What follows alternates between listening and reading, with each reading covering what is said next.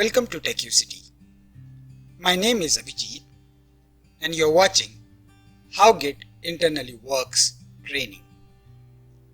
This Git training is going to be intermediate to advanced level training.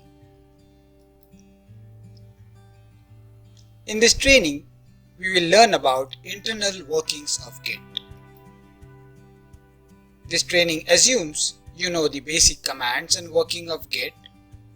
But even if you don't know the basics of Git, you may still be able to follow along. This training assumes you have worked previously with some commands like git add, commit, push, pull, and so on.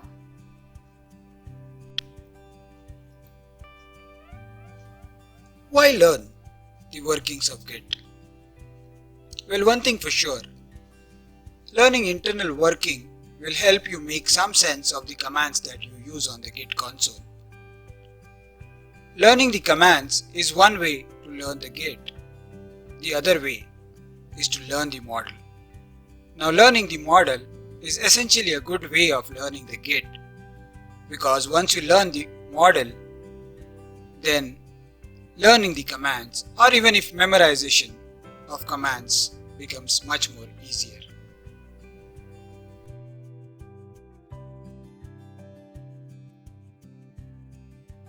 Let us begin. Wikipedia defines Git as a distributed version control system for tracking changes in a source code during software development. It is designed for coordinating work among programmers, but it cannot be used to track changes in any set of files. There's a lot happening here. Basically, Wikipedia is trying to say that Git is distributed. It is a version control. It tracks changes. And finally, it is something like a map. Now, in order to begin learning the model, let us not get overwhelmed with so many things at one time, like distributed, version control, track changes. Let us try and remove one layer at a time. So let us assume that Git is not distributed, as if you just have only one computer in this whole world and you are working on only one computer. There. The distributed thing is gone. Now, even version control is a lot to talk about, because there are commits and there are histories and there are changes being tracked. There's a lot to talk about that. So let us remove that as well.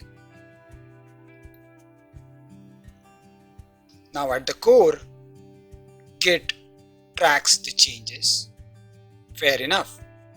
But most importantly, at the core, Git is like a map of key and value pairs. Let us look at how Git is a map of key value pairs.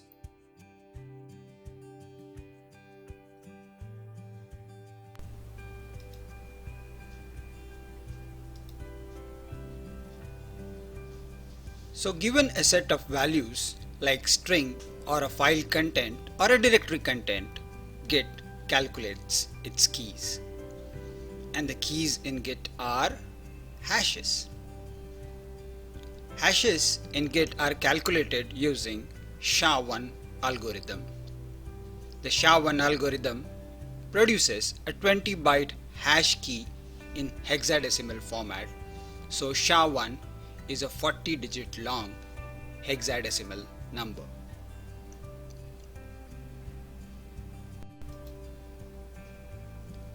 For example, given a word grocery, Git calculates its SHA-1 exactly as you see on the screen.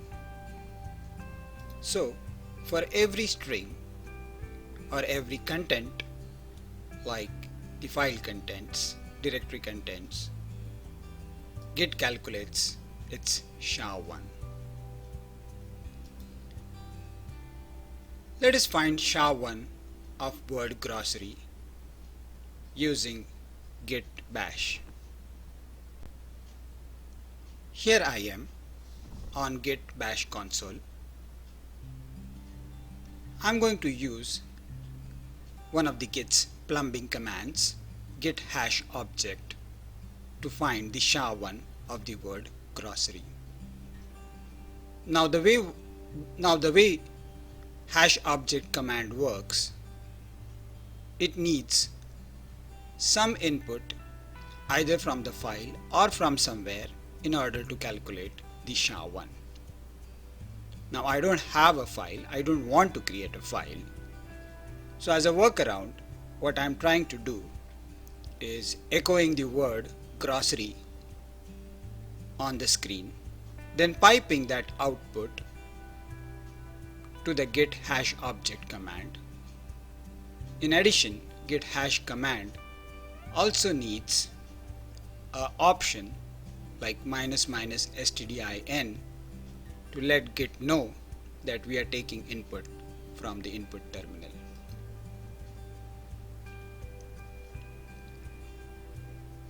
And the hash object command found the SHA-1.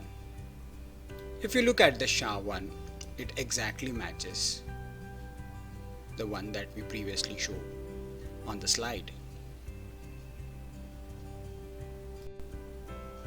Now, we are saying Git is not only a map, but Git is a persistent map.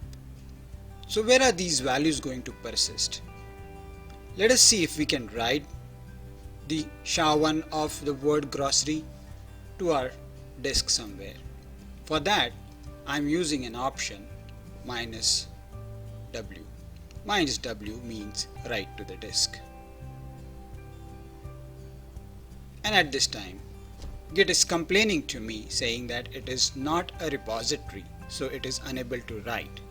So let us create a directory, let us create a project, let us create a Git repo, and then revisit this command. For the purpose of this training, let us work on some project. The project that we are going to work on will be called as Happy Lists. And for the sake of this training, this is how I look. And this is how my spouse looks. Pretty, huh? I'm actually smiling at my drawing skills. Here, I'm taking a center stage and my wife joins me.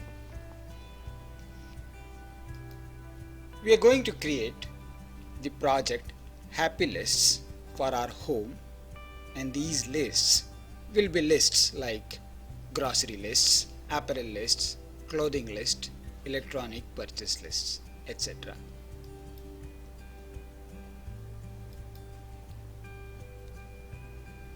The project structure will be created by me,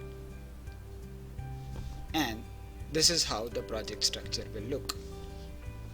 We will have a folder named Happy Lists. Inside that folder, we'll create a file called as listindex.txt for ease of finding our lists, and another folder named details. For every list that we are going to prepare, there will be an entry into listindex.txt like this. For example, grocery, there will be an entry in listindex.txt, item number 1, grocery. Now for every item in the list index, there will be a corresponding file in details folder named grocery.txt. So let us create the project.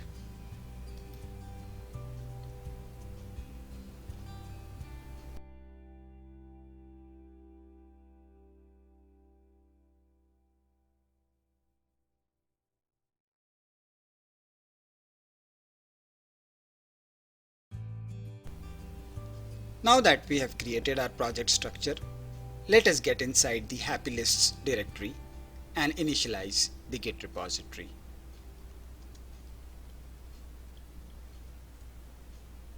For the beginners, git init is the command to initialize the Git repository. There, Git happily initialized the Git repository in the happy lists directory. The moment you execute the git init command, you would find a .git directory created inside the happy list. This is the directory where all the objects, all the file contents, all the structure of Git would be tracked. Now that our Git repository is created, remember, we said that we will revisit the command git hash object once our repository is ready. So now let us execute the git hash object command to get a SHA-1 for the word grocery, but this time using the -w option. The -w option will produce the SHA-1 on the screen, as well as it will write inside the Git repository. There. We see the SHA-1 on the screen. Now let us see where Git persisted this SHA-1 object. Let us get inside the .git directory. Here you would find number of folders like hooks, info, objects. For the time being, let us focus on the objects folder. In the objects folder, you would see a directory created named 37. Now this directory named 37 is the starting two letters of the SHA-1 produced, and the rest of the remaining SHA-1 digits are inside the 37 directory. This is just an effective mechanism for Git to arrange the SHA-1. So first two letters of the SHA-1 becomes the folder name, and the remainder digits inside the SHA-1 are written inside that directory. So that's about it. We just saw, given a string, Git was able to create a corresponding key for that value. We provided the string grocery, and it provided a corresponding key SHA-1 for that string. Now it's time to commit some changes into our project. Let us first look into our directory. As we wanted, we have the details directory and the list index.txt. The details directory is going to contain the files for each item inside the list index.txt. Let us start adding the files and details to list index.txt.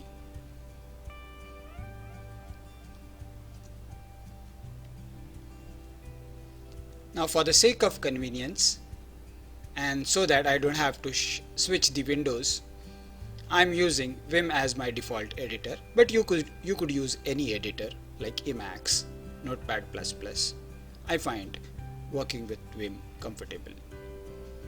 So I am adding my first item to the list index.txt called grocery. Let us save this file and change to our details directory. As we said, for each item in the list index, we want to create a file for that item. So let us create the file grocery.txt.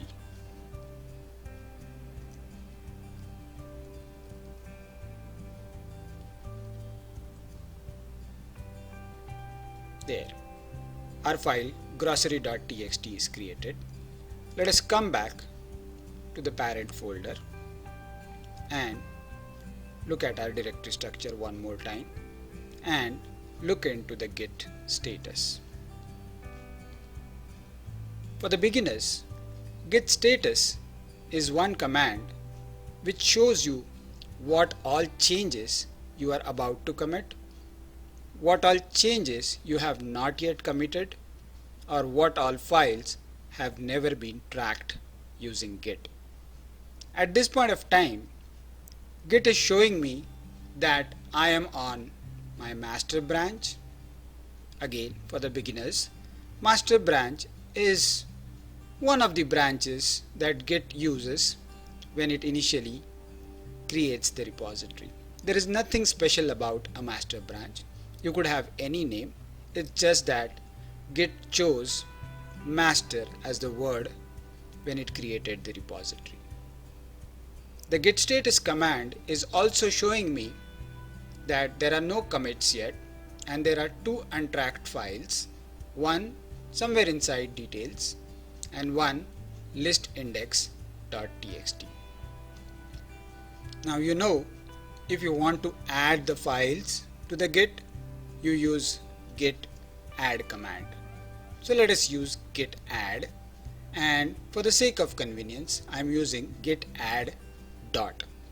Dot means all.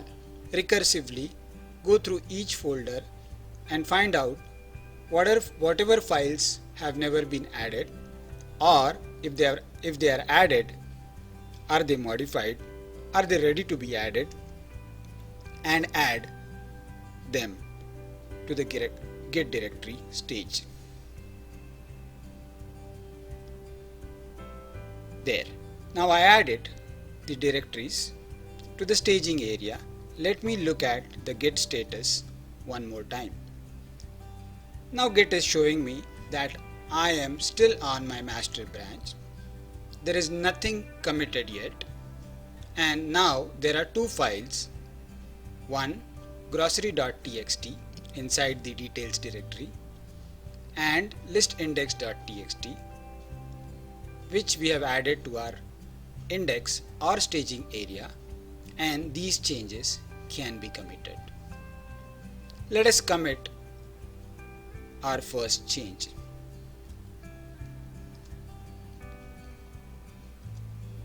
And for the sake of tracking, I am going to provide a message. So using git commit command, I am committing my changes. With -m, I am providing a commit message, a simple one-liner message. Let us say that this is my first commit. Great. Now that we have committed, we should see some changes inside the .git directory.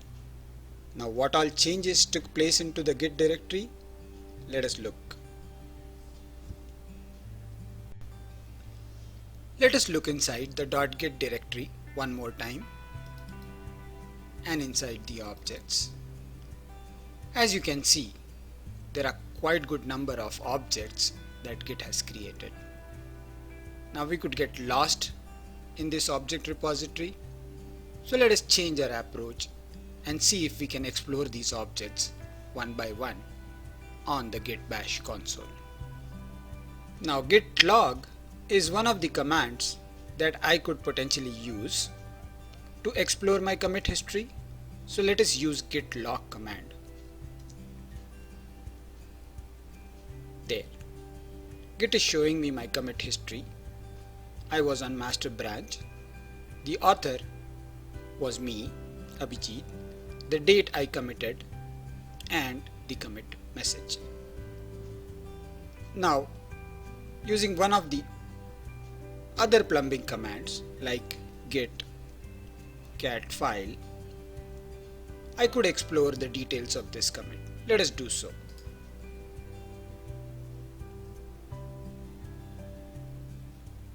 And I get no output on the screen. That is because git cat file is expecting some more options and we need to provide them. So using git cat file, I am using -t option, -t for type, and Git says that this SHA-1 is a commit object. Now, in order to explore the details of this commit object, let us use -p option, -p for pretty print. So I'm saying git cat file my SHA-1 ID or my SHA-1 string minus p will show me the details of those commit. So it is showing me that my commit beginning with 9609 further consists of another SHA-1 57 and the author again was me and the message was first commit. Let us explore further and see what this commit beginning with 5737A is. So I copied the SHA-1 of the commit inside the first commit, which was this tree 5737A, and I am using same git-file command to get me the details of this tree. Let us use -t command option, and there it says that it is a tree object, and if I use -p for pretty print, it shows me that this tree contains further two SHA-1, one for list index and another for details. Let us repeat this operation one more time for the SHA-1 beginning with 3794B2. So we copied the SHA-1 beginning with 3794B2, and we are one more time using git cat file with -p option to show the details of that SHA-1. And there you go. We reached the contents of the file, and the contents are grocery. If you actually pay attention and if you have a good memory to remember the SHA-1s, which I do not, you would see that this commit 3794B2 is the same commit that we got when we first created the hash object for the word grocery. So let us see what just happened. We committed the files and Git created a commit object. Inside this commit object, Git created one more object. This was a tree object. Now this tree object is same as capturing the parent happy list directory. Inside this tree object, Git captured two more objects. One was a blob and one was the tree object. Overall, Git created couple of SHA-1 objects for commit, trees and blobs. Trees are the directories and blobs are the files. Let us do some more edits to our files.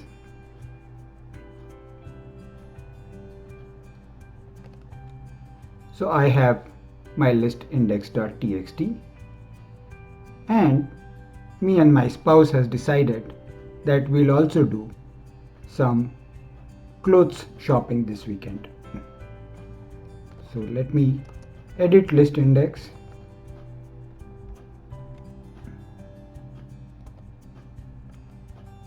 And I'm going to add clothes to the list.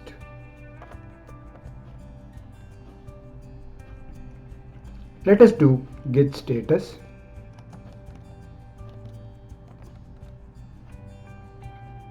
And Git tells me that my list index.txt is modified. So let us add list index.txt and commit.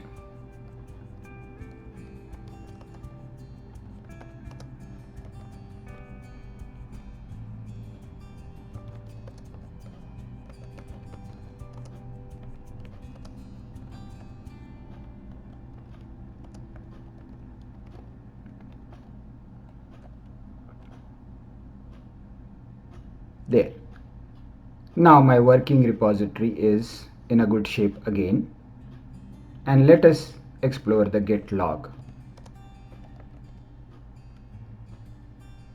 This time I see a new commit with my commit message add clothes. Now the way we did previously, let us explore the commits one by one.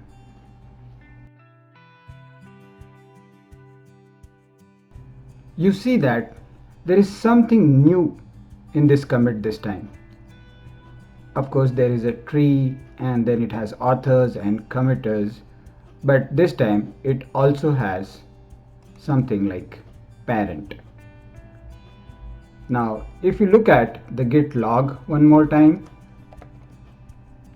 you would see that this SHA1 points to our previous commit, and that is why the name parent. Let us keep exploring. Using our git cat file command, we'll explore our new commit with a -p option for pretty print, and we see that there is a new tree inside or pointing to a tree.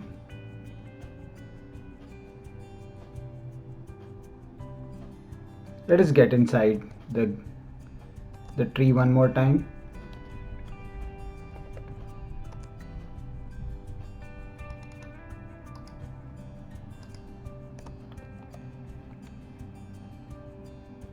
And we see that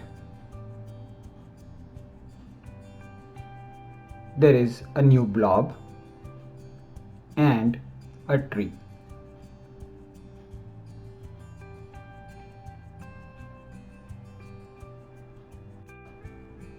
So this is how the whole picture looks like now. Our old commit is being pointed by the new commit.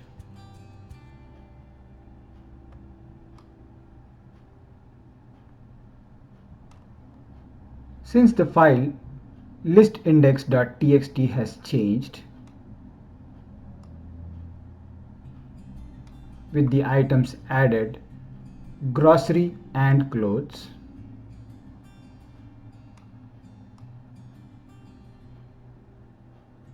a new blob has been created. Since a new blob has been created, it is as good as the entire tree is modified, and as a result we see a new SHA1 for the tree.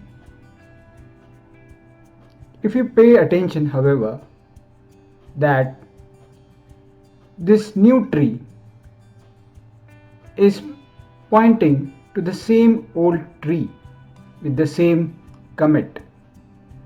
The reason is we have not changed anything inside the details directory. So every time there is the content change inside a directory, like the file contents, Git captures the content as a blob and provides a key to it.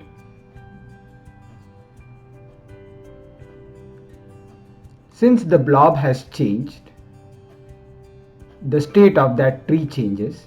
As a result, Git captures it as a new tree. And if there are no changes inside this parent directory, Git uses the old tree. This way, Git can optimize the old trees. This way, the Git can optimize creation of objects. Otherwise, there will be myriads of objects inside the Git object directory. So using the old directory structure this way helps optimize the performance of Git.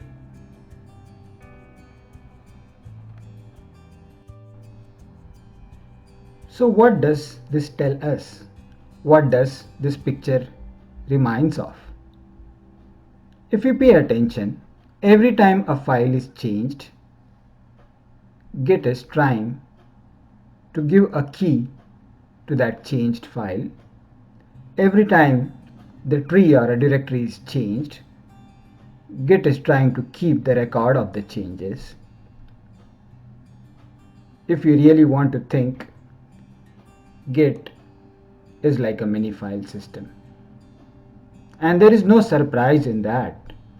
Who is the inventor of Git? Linus Torvalds, of course.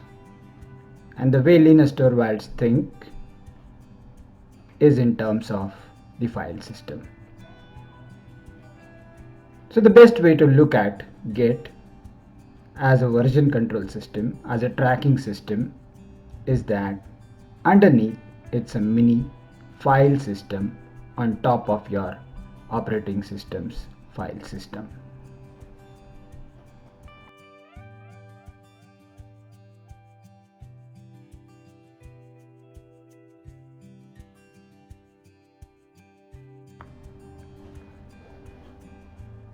Let us see where we are so far.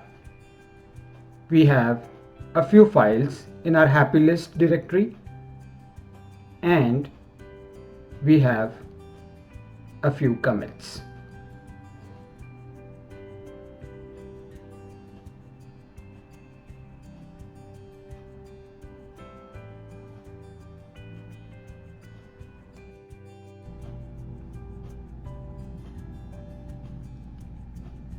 Before moving on with the topic of branches, it is worthwhile to note that we haven't added anything yet to our grocery.txt.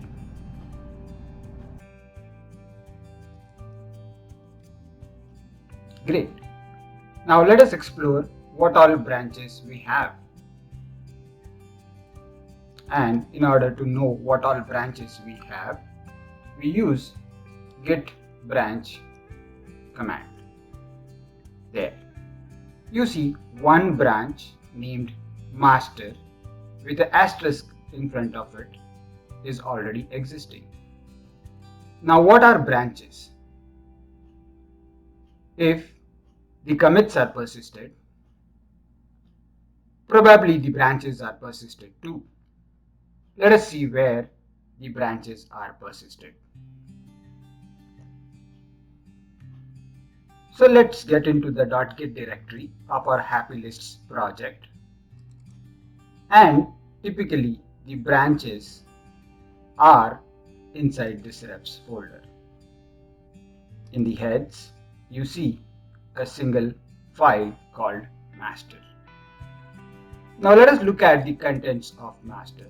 So I'm opening it with my notepad++, and there you see a SHA inside the master file.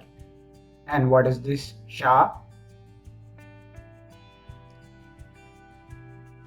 In order to know what that SHA is, let us execute the git log command one more time.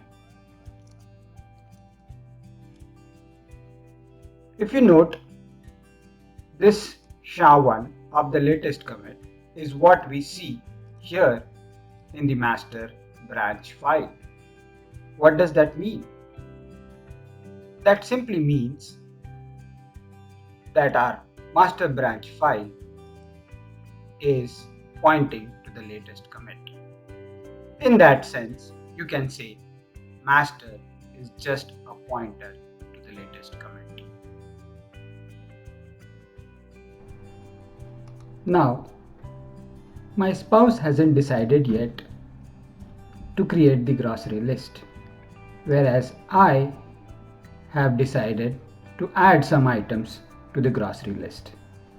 Now, in order to avoid conflict, I'm going to create a separate branch for my spouse while I keep on working on master.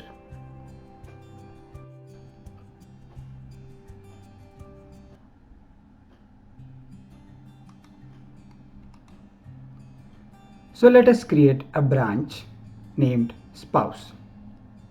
And in order to create branch, we will use git branch command with the branch name. Our branch is created.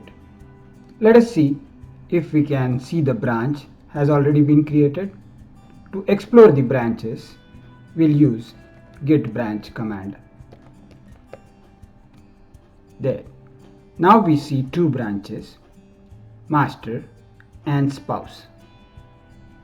Can we see this branch in our .git directory? Let us see. So if we go to .git refs and heads directory, we see a new branch named spouse has been created. As previously, let us see what does this file contain. And as expected, even the new branch spouse is pointing to a SHA-1. This SHA-1 is the same SHA-1 as our last commit, to which even the master branch was pointing. So what we have now, we have two branches pointing to same commit, and this is how the picture overall look like.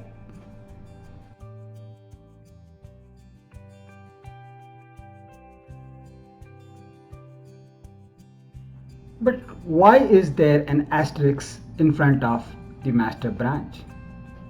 That is because master branch is our current branch.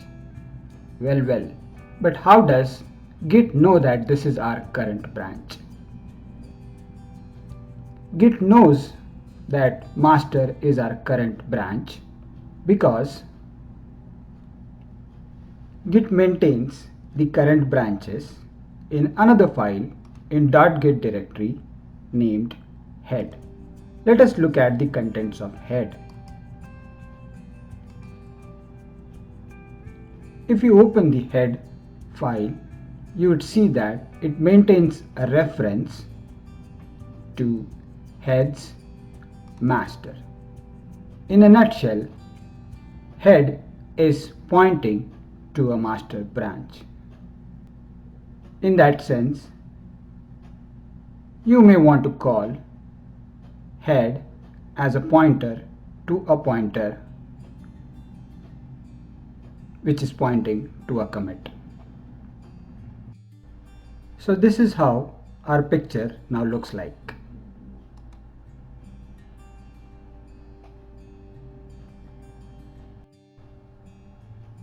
Now let me go ahead and add few contents to our grocery list.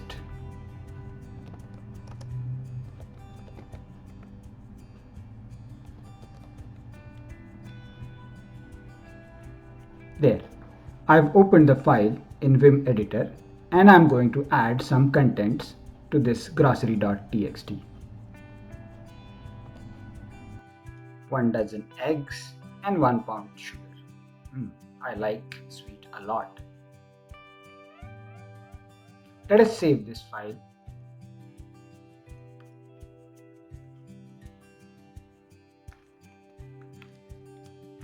And check the Git status.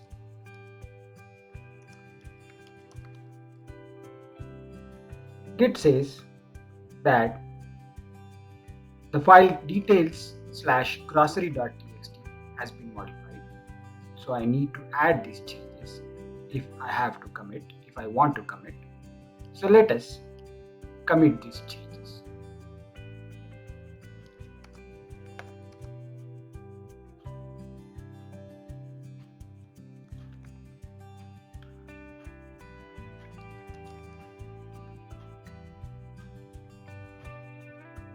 Good. So I have added the grocery.txt and I am going to commit.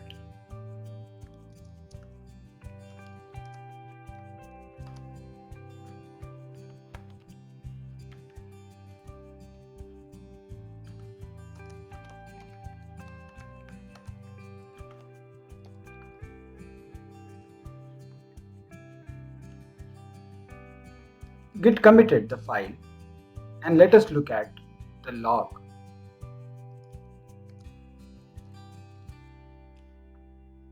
Git is showing me that now I have a third commit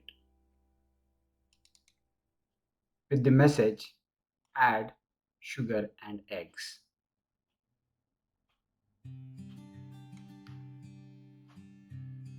Let us now look at our master branch and what happened to our master branch. So let us open .git refs heads master file with notepad. If you see now, master is pointing to the latest commit.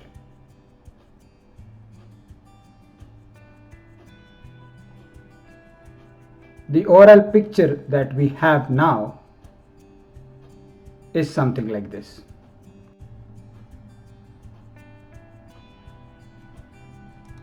First, a commit is added. Then, master starts pointing to the new commit and head moves along. Notice that nothing changed in the head. Head was already pointing to master, and since master is pointing to a new commit, head is automatically pointing to the new commit. Let us check if we have our contents in the grocery.txt file.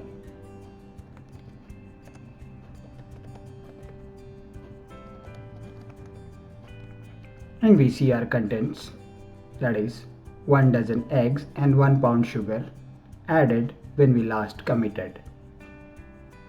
Now let us check out the spouse branch. In order to check out the spouse branch, you use git checkout command.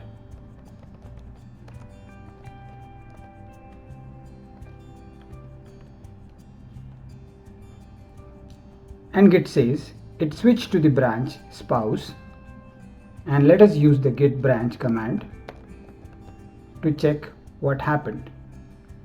The asterisks now moved to the spouse branch, and let us see the content of the grocery.txt. There. Now the contents of grocery.txt are gone. The reason is, when we branched, there were no contents in grocery.txt. Then we added the contents in our master branch, and now we are checking out the spouse branch, and there we see no contents again. Let us see what happened to our head file. Let me open the head file.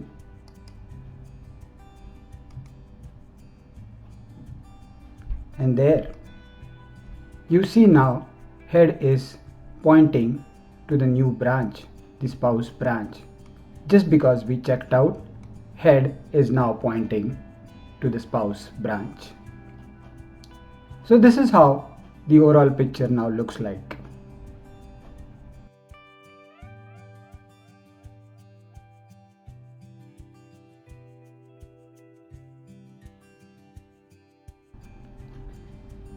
So to conclude, branches are just like pointers, and head is a special pointer. We can call it as pointer to a pointer. Whenever you check out a branch, head starts pointing to that branch. Now, in addition to this training, of course there are intricacies, like you can always check out a commit. In that case, your head or head file will start pointing to that commit. But for the purpose of this training, it is enough to remember that branches are pointers and head is a special pointer. To conclude, branches are just pointers and head is a pointer to a pointer, like the current branch. Now that we are on the spouse branch, Let us add some contents to the grocery.txt again. Remember, we are on the spouse branch where we did not add any contents to the grocery.txt file.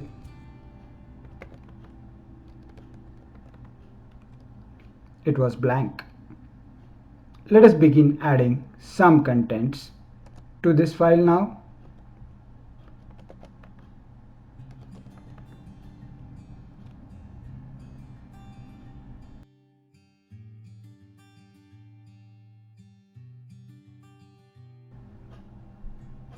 And let us save this file. Let us check the Git status.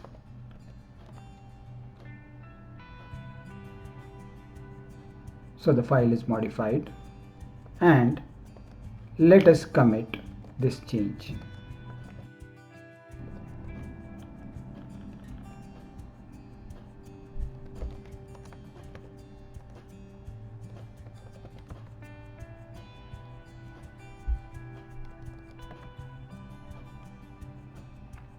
And commit those changes.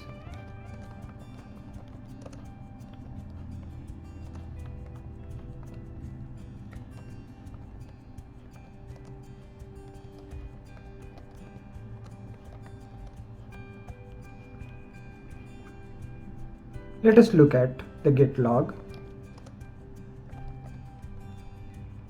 and we have another commit. This commit is inside the spouses branch, and here's the SHA-1 for that. Let us look at the picture. How does it look like now?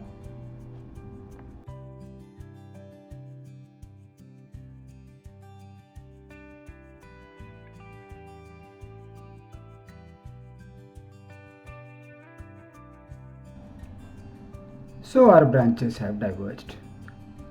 Let us perform git checkout master.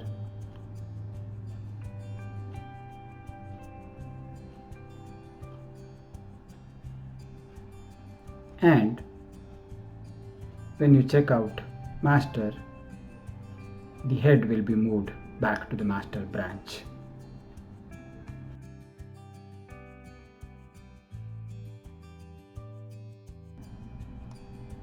Let us perform a git merge. So we use git merge branch name command, and git resulted in a conflict. Because the contents in two branches were different, there was a conflict. In order to manually resolve the conflict, let us edit our grocery.txt file with Vim editor. And for some reason, I want to keep all the contents both from the master branch and the ones in the spouses branch. So I am resolving the conflicts. I am deleting the less than signs and the greater than signs to resolve the conflicts. And I have the content. I have resolved the conflicts. Let us save the file now, and in order to complete the merge, let's add this file.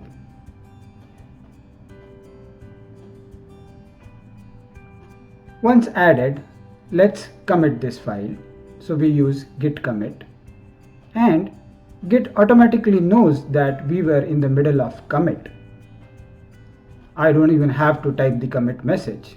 Git already provided me with a commit message. So I will quit my Vim editor.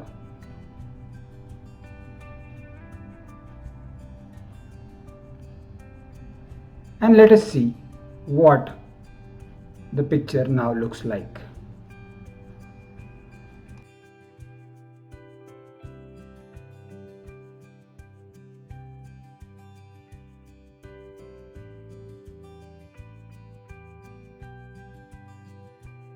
Git completed the merge, as you can see it on the screen.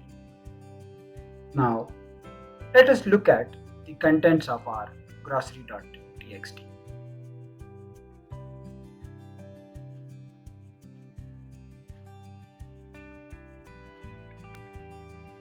As we can see, the contents are from both the branches.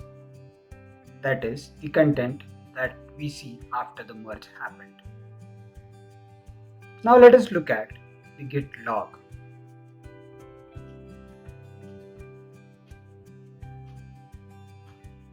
And we have a new commit.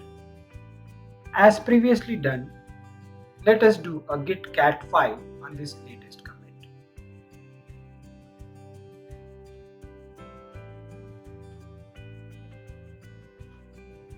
And you see that this is a commit with two parents.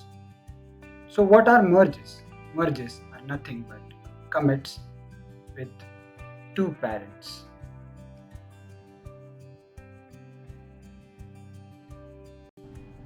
So you get the idea by now. We know that we have barely scratched the surface when it comes to learning Git, but we have learned some core fundamentals, core important points. So in order to conclude, Git stores the files as blobs. For commits, trees and branches, Git creates a SHA-1 key. Git is like a mini file system in that sense. Branches are nothing but pointers. Head is a special pointer or a pointer to pointer if you are comfortable with that terminology. Merge is just another commit, a commit with two parents. Overall, in this training, we saw how Git stores the object.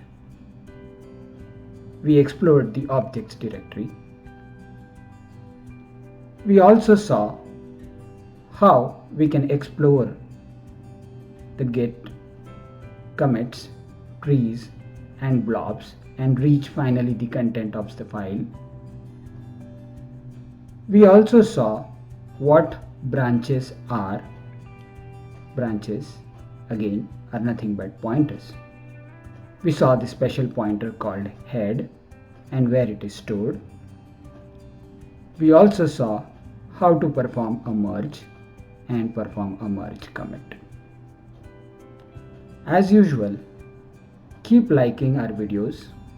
If you like our videos, please subscribe and press the notification icon.